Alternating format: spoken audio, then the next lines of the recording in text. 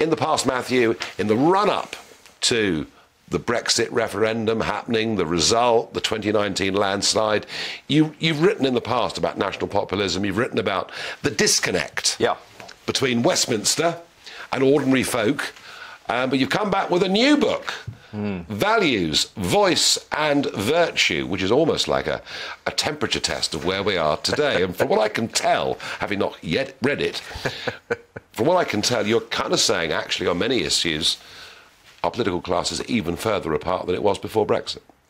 I think that's true in many ways. I mean, this book essentially tries to explain how we got here. And if you look at the last 10 years of British politics, the way I see it, we had three big revolts that changed the country. We had the rise of parties like UKIP and yourself. We had the vote for Brexit. We then had the election of Boris Johnson and that realignment of our politics, the fall of the Red Wall. And what I've tried to do in the book is basically say, look, where did all of this come from and where are we going? And the answer, in short, is that we now have a new elite in this country that doesn't really reflect the values of a majority of the country, doesn't give many people a serious voice in the institutions, and doesn't see all groups in society as having the same virtue or the same sense of moral worth as other groups in society. And yet we're constantly hearing political leaders talking about diversity.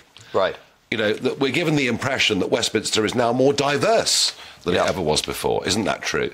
Well, one of my arguments in the book is that if you look at most of our institutions, if you look at the House of Commons just over there, if you look at the media, creative industries, cultural institutions, the universities, the civil service, yes, they like to talk about diversity, but they're not actually that diverse at all. They tend to be dominated by people from the same backgrounds, who went to the same universities, who tend to share the same sets of values. And if you look, for example, at the Gary Lineker saga would be a good example of this.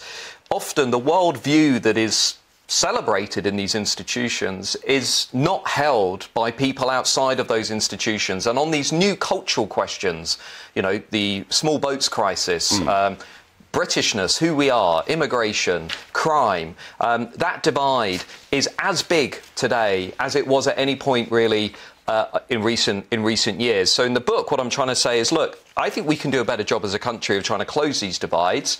Here are some suggestions for how we might do that. But first of all, let's get real about why we're here in the first place. Some of the numbers here are quite extraordinary. 6 out of 10 people think Britain is broken. I'm one of them.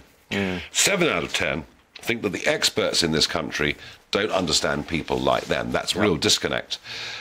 And 50%, are you telling us 50% of British people think that none of the main parties represent their priorities and values?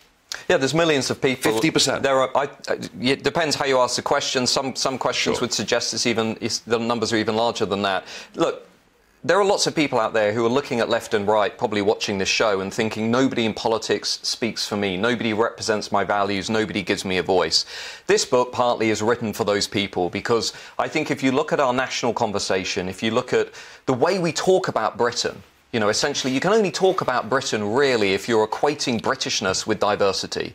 And it's almost like saying we don't have an identity of our own. We don't have a distinctive no, we do, identity. and we're ashamed of it. We're ashamed of our past. Well, there's also, what I talk about is that there's a section within the elite who I call the progressives, the radical progressives, and they really do look down on the country. They are obsessed with this idea that Britain is institutionally racist. They're obsessed with talking about empire.